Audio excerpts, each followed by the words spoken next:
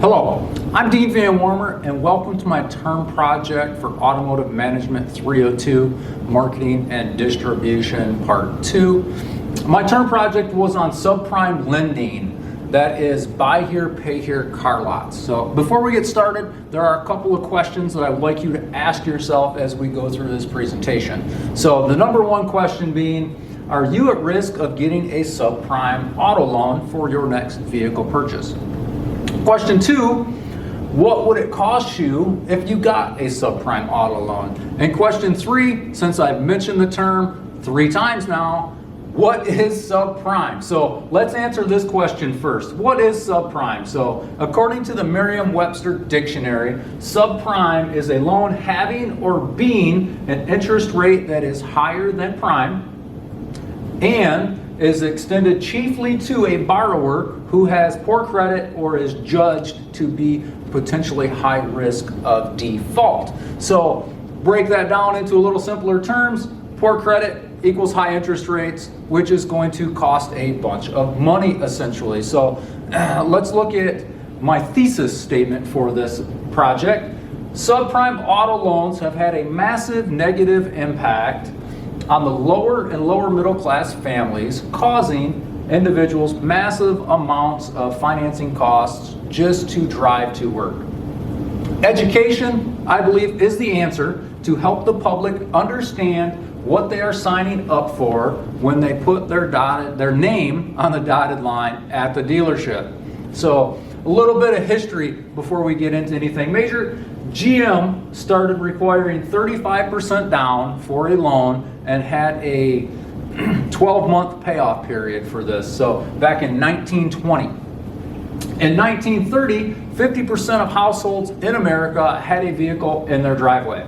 By the 1950s, we started requiring VIN numbers for vehicles. This gave the banks a way to track those vehicles that they were putting finances and loans onto, instead of it just being John Smith's black Buick. Now that Buick had a VIN number tied to it. So buy here, pay here lots started gaining some large popularity in the 1970s with an unemployment boom. In 1998, FICO had created a score so that way we could have a way to judge what people's finances were going to be and how well they were going to pay back their loan. And then again, we've gained popularity in the buy here, pay here lots in 2008 with the market crash, and currently we're experiencing somewhat of market crash now. So if we look at some statistics for us here in the US, we've got 67% of Americans have good credit. So that's, or good or better, I should say. So that's awesome. That leaves 25% of Americans in the subprime category though. So if we look at cost per loan on what these people are going to spend, I've got a subprime over here with 25%. I've got good credit over here on the other side at 5%, which is a normal going rate right now. The amount of interest paid on this subprime loan is $18,750. If we jump over here to our good credit score, that individual is going to be paying $3,750 in financing costs, or I should say in interest. So there's a huge difference there. So why are we seeing people that are paying all this amount in interest when they should be seeing how much this loan's actually going to cost them? It's because through my research, they're looking at their monthly payment. What is my monthly payment? What can I get a vehicle for per month? They're not looking at the overall cost on these. So total cost, often unknown. That's not something that they're looking at when they're getting their loan. So, and they want more than they can afford. That just seems to be the American way. So it didn't work that way back in my grandparents' time, obviously. So let's talk about a payment call. What is a payment call, you might ask? So when someone goes to the dealership to get a loan, they will contact financial lenders for them so they can see how much they're willing to finance. So the banks will call back and say they will give John Smith $320 a month for this one particular vehicle. So John Smith came in thinking he might only be able to afford $250 a month. He's going to take that a maximum amount the bank's willing to lend him and get the more expensive vehicle, even knowing he may have a hard time paying those payments back. So we got to look at this as salespeople are not our financial advisors. So how do salespeople get paid? They're paid off their sales profits. So they're going to get an X percentage of whatever the profit is on the sale of that vehicle. So a lot of people don't realize dealers are also able to profit off of bumping the interest rate. So on that payment call, the bank may have said they will finance you for X dollars at X percentage rate. Legally, the dealer can bump that percentage rate. Some banks don't allow it. TCF Bank was one that would only allow 1.5%, and the local credit union that I'd spoke with would allow no bumps at all. So we need to educate ourselves so we know what's going on here, so that way we can get the deal that is best for us. So now, there were a few banks that would loan these to these subprime. So in my interview, Ross had said if the credit score was 620 or above, he could get somebody into a vehicle. Two of the companies that were willing to go to the more subprime side was Santander and Credit Acceptance. So previewing their websites, they definitely have a target market that they're looking at in that subprime category.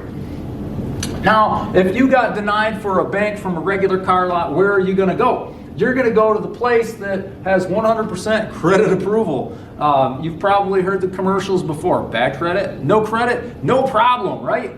So these buy here, pay here car lots that popped up in the 70s, they do their own in-house financing. So they're not running a credit report. They're not contacting a bank. They're going to put people in a car and they're going to have them come back weekly or bi-weekly in order to make that payment face-to-face. So that's changed a little bit over the years with automatic withdrawal and stuff like that, but generally when they started, it was a face-to-face deal on a weekly or bi-weekly payment, depending on how often the person got paid. So now why do these buy here, pay here lots charge so much? So they're absorbing all the risk of the default. So if this customer quits making their payments, these buy here, pay here lots have all that risk out there themselves. They have no bank for a backer for them. So they can put an interest rate up to 25% as our state law here in Michigan, and they need to protect their assets. So what does it mean when they protect their assets? So they're going to have tracking devices installed on vehicles,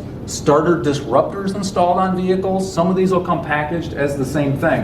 It gives them the ability to track a vehicle's location so they can potentially go with the extra set of keys for the vehicle and pick it up when the customer's not looking and drive it back to their lot if they default on their loan. So they'll have payment reminders attached to these vehicles through the starter interrupter. So what that is you may go out to start your car, the car won't start, you call the dealership up, make a payment over the phone. Now they can remotely turn your vehicle back on again and you can use it. So looking through one of the major companies that sells these devices, GPSandtrack.com, they had a pretty nice website designed for these automotive businesses. They've got no monthly fees or contracts. For $119, the dealer would get 2 years of service on the unit once it is installed in the vehicle. And they claim that they can simplify vehicle recovery through automation, offer more financing while decreasing the risk, positively influence buyer behavior, going back to that payment reminder again, right? Or knowing your vehicle's being tracked. So some of these dealers have been known for their shady tactics. As you can see Kurt Russell over here from the movie Used Cars. I'll tell you a story that I read from the LA Times of a woman. She was a single mother. Tiffany Lee is actually her story. She got financed at a 20.7% rate for her vehicle, and then she ended up losing her job. Wasn't able to make her payments. The dealer had reached out to her and contacted her and offered for her to bring the vehicle in to have a smog check done on it. We'll give you a free smog check and we're going to set you up with a new payment plan that's easier for you. When she went to the dealership and handed the attendant her keys, they ended up actually blocking her car in so that way she was unable to leave, and they left her. She defaulted her contract, so instead of having to remotely go get that vehicle or disabling the starter, they just tricked her in to coming back, which is the right thing to do, is for her to pay her bills, but they got their car back. So vehicle quality. What type of vehicles are these buy here, pay here lots selling? So many of you have probably seen them. They're a lower quality vehicle. So generally they run about $10,000, $15,000 higher end price on those, and they claim through one of the articles that I read that they're worth about 50% of their selling price. So they've got them out there for $15,000, but it might actually only be a retail valued car of $8,000. So they're definitely making some money on the sale of that vehicle too. So these vehicles often have catastrophic failures before the term of the loan has been met. So what that means with some of these places in a dealership that I had worked for is we would put transmissions in vehicles, we would replace engines in vehicles, and tack on that cost to the end of the loan. So you are also going to be paying that 20.7% like Tiffany Lee for that engine replacement that had just happened. So how do we get out of this loop? I think education, right? Education is our path forward. So we don't get education on financing from our public school systems. I interviewed all of my classes here in the last few weeks, and I think I had 2 students that had a finance class at their school when they were in high school that they had to take. The rest of them were just left on their own. So there are many free resources online through most banks.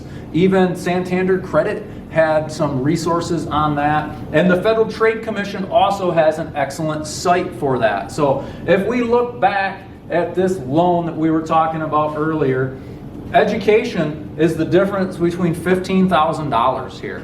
So if you're in school and paying for classes, $15,000 can go away pretty quick when we're talking about education, right? So if you're stuck in a pattern where you're always going up to a buy here, pay here car lot, that 15 grand is going to really add up over the cost of a lifetime. So you can get a free report annually from the Federal Trade Commission. Experian also does one, freecreditreport.com, so you can check into that and see what your credit score really is. So if you're looking to improve your credit score, I got a couple of things from NerdWallet here. They're claiming to be able to increase your score by 100 points by paying your bills on time, making frequent payments. Also micro payments is what gets worked into that, which is bi-weekly payments essentially, or more. Ask for higher credit limits on your credit cards. If you're going to go that route, I would keep the balance the same, however. Dispute credit report errors, so you can check your credit report just like we talked about on the last slide. Make sure there isn't a problem with it. Become an authorized user. So what NerdWallet means there is getting added to someone's account as an authorized user who has a good credit score that will help bring you up. Get a secured credit card. A secured credit card is backed by cash. Keep credit cards open, so with little or no balance. So maxed out cards are not going to do any good. And mix it up. What they mean by mix it up is you could have installment type credit or revolving type credit. So that way all your credit's not the same. So in conclusion, I believe buy here, pay here car lots are a necessity. So people have credit scores that are poor and they're unforgiving. It takes time to build that credit score back up. So they don't have any other option. These dealers are taking a huge risk on these individuals. As shady as it may sound sometimes, they've got to cover their bases. They're going to get ripped off by customers, so they need to charge a little bit more so they can make up for that. So public transportation may not be an option for a lot of people. So that was one of the feedback I got doing some discussions with people as well. People can just take the bus. I live in a rural area and taking the bus isn't an option for a lot of people. So public education is falling short on our finance education in schools, so we need to take it upon ourselves to educate ourselves on finances so we don't get stuck in a loop where we're paying significantly amount of money for a vehicle that isn't worth it. So thank you for your time today. I greatly appreciate it, and I hope you enjoyed my presentation.